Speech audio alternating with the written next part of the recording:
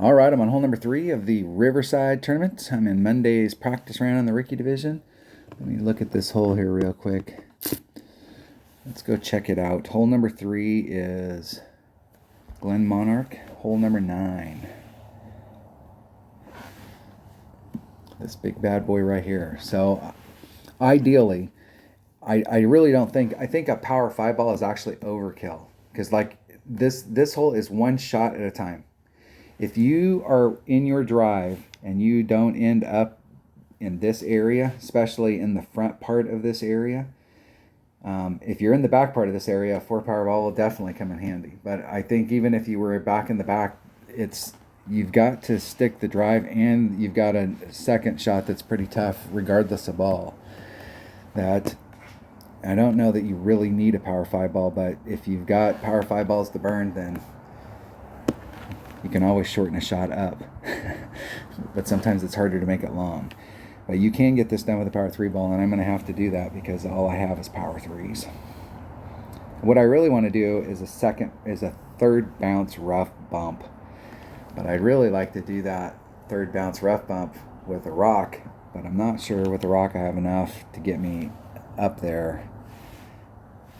But the second shot would definitely have to be with either a guardian or a big dog.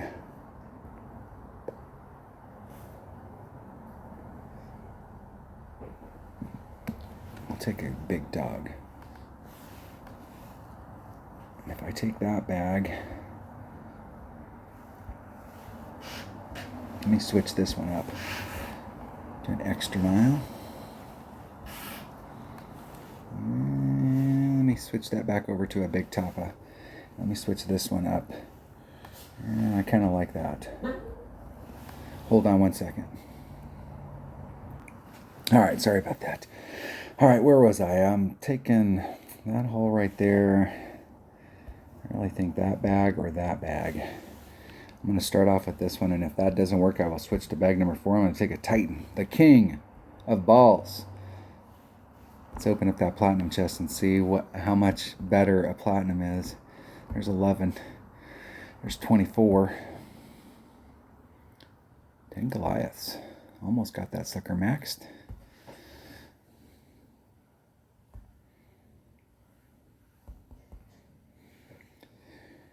Now let's open it up.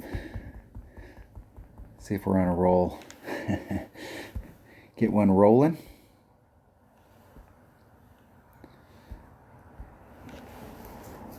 I want to see where that rock puts me out there. I don't think I can get... with a power 4 ball and an extra mile 8, extra mile 9, there's a spot that you can get out there that's really nice,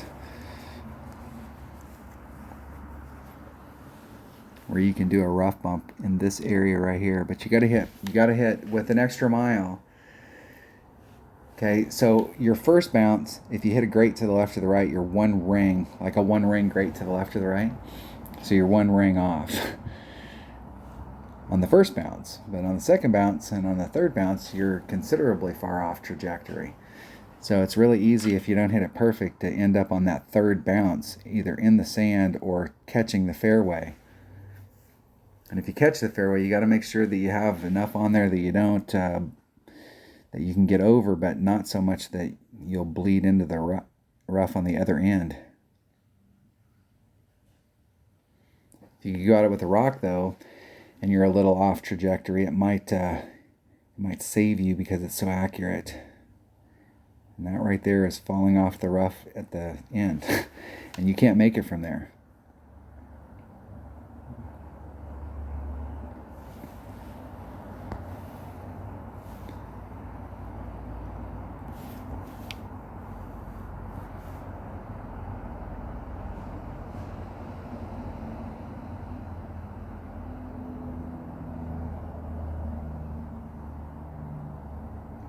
About one ring.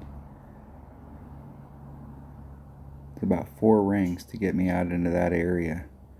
I'm going to let the wind push me forward and just see what the wind does. Hit a one ring grate to the left.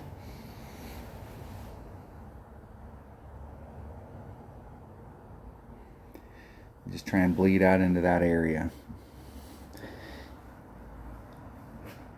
That works. The wind is my ally. That works.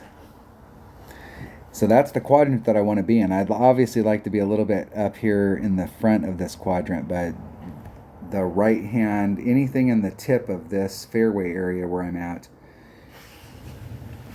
is good, but the further to the right you are, the better. It helps out on the second shot because you don't have to, you're lined to the cup, and you'll see when I take this shot.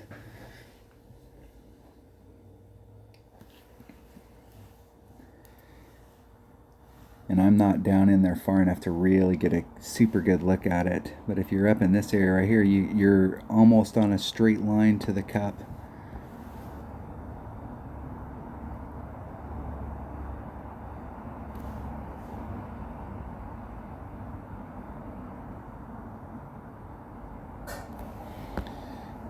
.5. I'm going to do a ring and a third.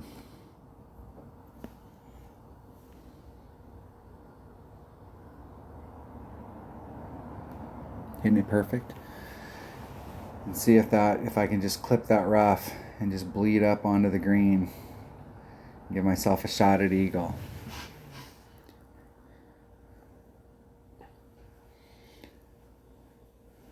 With the Guardian right there, the deal is with the Guardian is that if you end up way back, you can fight against, you can do an overpower shot. It's really hard to do an overpower shot when you're putting topspin on it, because you can, sometimes that topspin can get way away from you. But if you're doing a max overpower shot coming into a green and you can put backspin on it, and you get to the point where the backspin engages in it, and typically in that type of area with a Guardian, it may be like 3 backspin. You can fight up against the 3-4 backspin, and you can do a max overpower shot. And even if you hit it 2 rings great to the left or the right, it's still going to go over that sand and end up on the green and give you a shot at eagle. I never really looked at this hole as an Albie hole. This hole is just go up here, just get your eagle, and move along. I know I've gotten 8 Albies on this hole, but I know that I couldn't have gotten more than 2.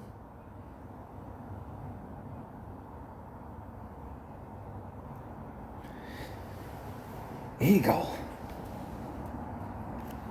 That is the goal. I think this is going to be a really wild scoring tournament, but it doesn't matter whether it's a wild scoring tournament or not. The whole deal is that there are holes that you have to shoot the minimum score on, and every par 5 in the game, we've got to do whatever it takes to get an eagle, at least.